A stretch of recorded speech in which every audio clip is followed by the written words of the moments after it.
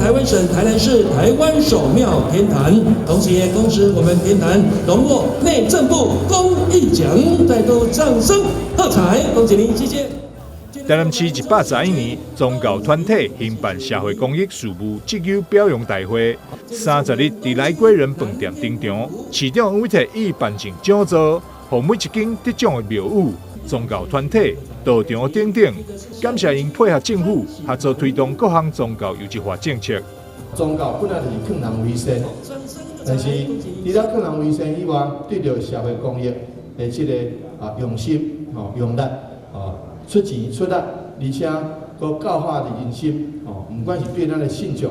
不管是对咱的志工，庙里的志工，还是讲教会的志工，拢总是做好的，起了最好的示范作用。所以呢，我想伫遮借着这个机会，要代表咱台南市民，台南市来感谢咱无分宗教的各位先进，感谢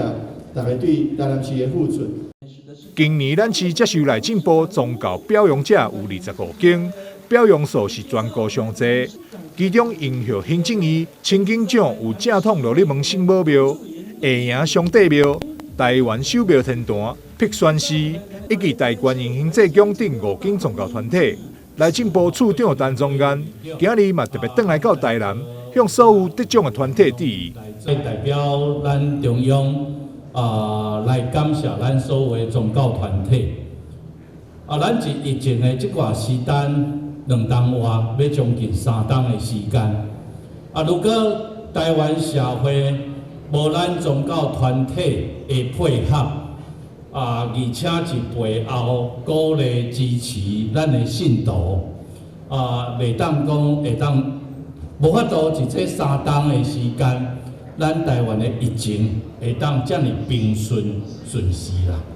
民政局长蒋玲芳表示，台湾是多元文化融合社会，台南更是宗教蓬勃发展的宝地。各宗教之间虽然教义、经典或者是仪式有所无同，但相同的是，拢是善用自身的资源，积极重视公益慈善甲社会教化事业，彼此之间嘛互相尊重，社会也因此蓬勃发展。宗教团体热心慈善公益，乐于教化人心向善，拄着天灾人祸时，总是不落人后，物质无主，抚慰民生，互民众渡过难关。这个类型也是社会和谐进步的上大动力。台南新闻张硕维采访报道。